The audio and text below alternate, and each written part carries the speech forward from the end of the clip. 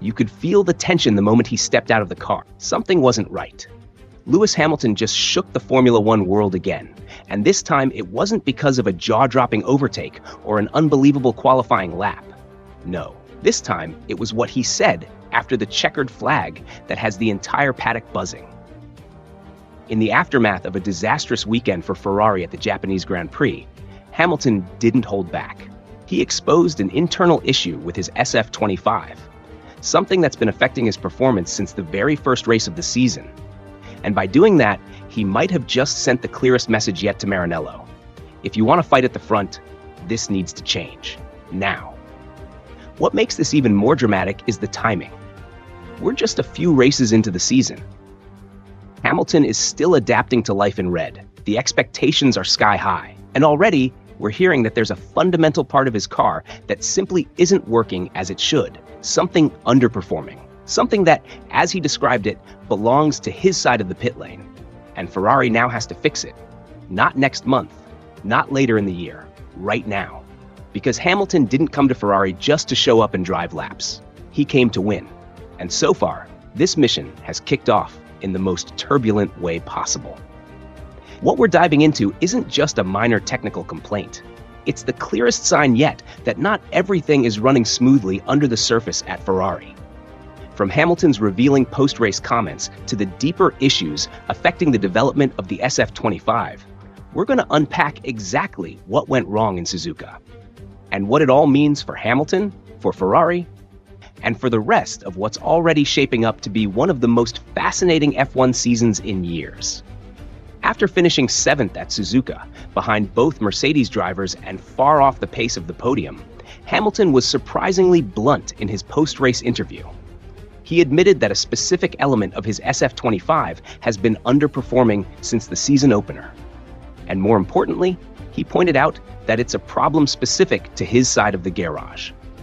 He didn't name the component directly, likely because of internal team policies, but the tone and choice of words made it clear. This isn't a small issue. We're talking about a component or a setup flaw significant enough to create a performance gap between him and Charles Leclerc, who once again finished ahead in 4th. In Hamilton's own words, with what he had to work with, 7th was the best result possible. And think about that for a second.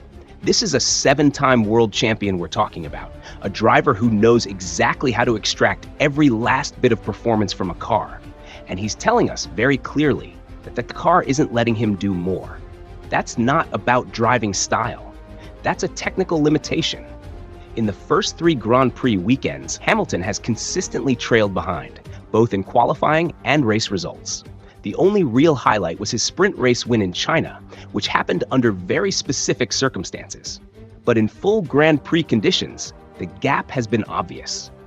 At first, some speculated that it was just part of the adjustment phase, that Hamilton was still getting used to the SF25, learning the handling quirks, syncing with a brand new engineering team. But now, his comments leave no doubt. This isn't about adapting to the car. This is about something mechanical or aerodynamic, something that isn't delivering what it's supposed to. And what's even more concerning is that this isn't just affecting one-lap pace, it's hitting race performance too. At Suzuka, Hamilton said flat out that he was already pushing the car to its limit and had nothing more to give. He also revealed that Ferrari had been forced to run the SF25 with a higher ride height than they wanted, most likely a precaution after his disqualification in Shanghai, where excessive plank wear got him thrown out of the results. That adjustment, while necessary to avoid another penalty, cost the car valuable aerodynamic grip, especially in high-speed corners like the ones that dominate the Suzuka circuit. Now, here's where things get even more frustrating from Hamilton's perspective. While the other side of the garage seems to be coping better with the compromised setup, he's been battling increased understeer, rear instability, and a narrower operating window.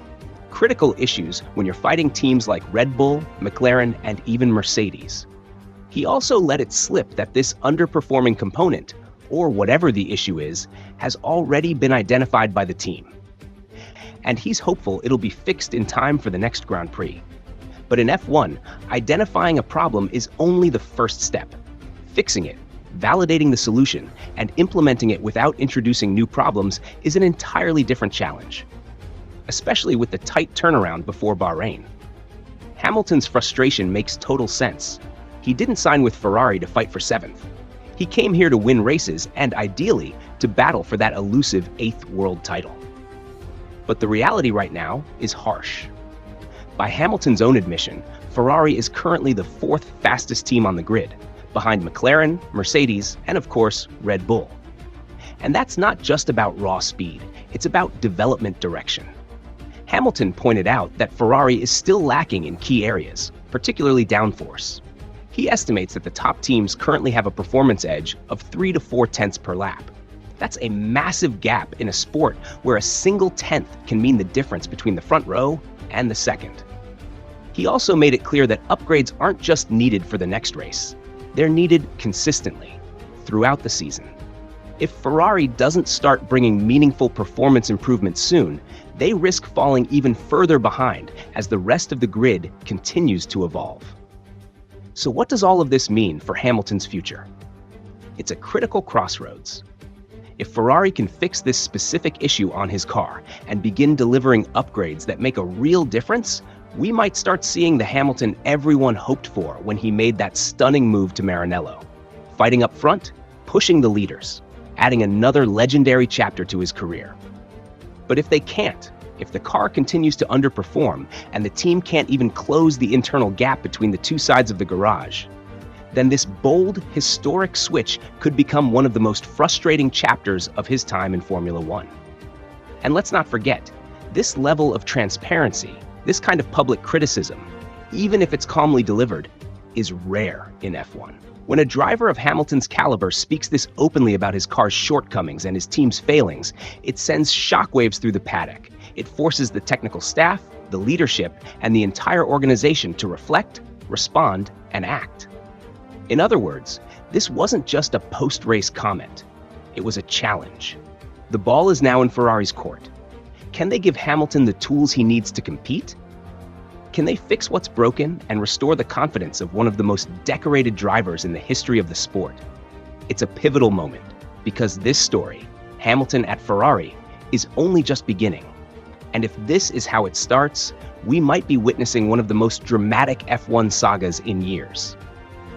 So, what do you think should be Ferrari's top priority right now? Is it the ride height issue, that underperforming component, or the broader development strategy? If you're into this kind of raw, deep analysis of F1's most intense behind-the-scenes stories, stick around, because we're going to be here for every twist and turn of this wild ride.